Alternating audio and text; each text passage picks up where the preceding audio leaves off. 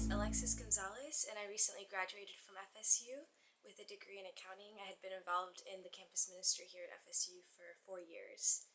I started getting involved after I went to World Youth Day in 2011, and I really felt the Lord calling me to go deeper into my faith.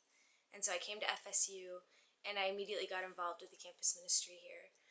And what a blessing it's been in my life, allowing me and giving me the tools to go deeper in my faith. I think the best thing about the campus ministry is that it encourages students to really have a deep prayer life that's consistent, and to make disciples, and not just to have the faith within us and just, okay, I have finally found Jesus Christ and that's good enough for me and I'm saved, but to go out and say, no, we have to multiply this, just like the parable of the talents. We can't just bury what the Lord has given us. We have to go and multiply it and give it out, because that's the very nature of his mercy and the gifts and the graces that he's given us. And I think it wasn't until this last year that I really saw the profound spiritual poverty at Florida State.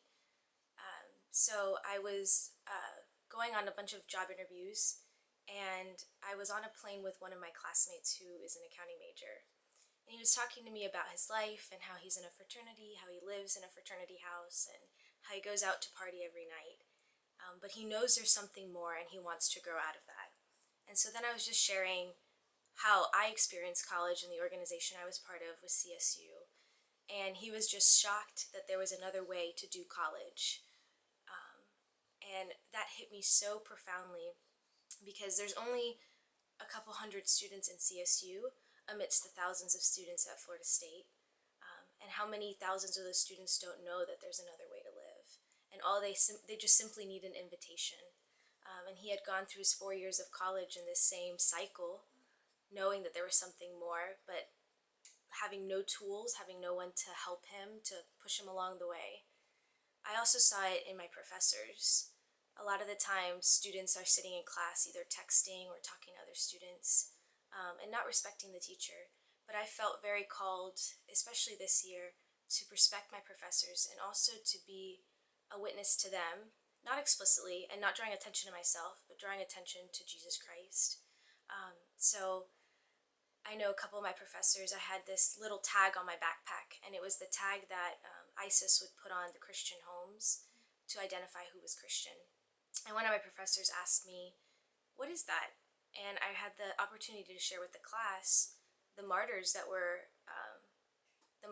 being slaughtered every day in the Middle East, and no one knew about it, except for one gentleman in my class who's a foreign exchange student from Jordan.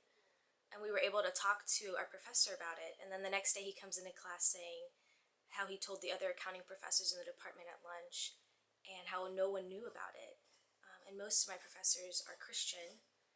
I had another opportunity with another one of my professors who, she was kind of anti-Catholic, and I could tell from her comments. And I went into her office once, and she knew that I was explicitly Catholic, because she would ask questions in class like, what is transubstantiation? Because we were learning about the Renaissance.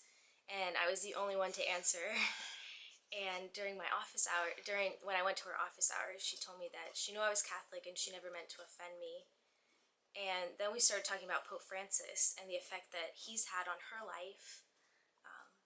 And I just thought that was such a beautiful conversation, how even though I wasn't able to convert her, even though she's not going to be baptized, but at least I was able to witness, and that every part of my actions at least show that I'm a Catholic.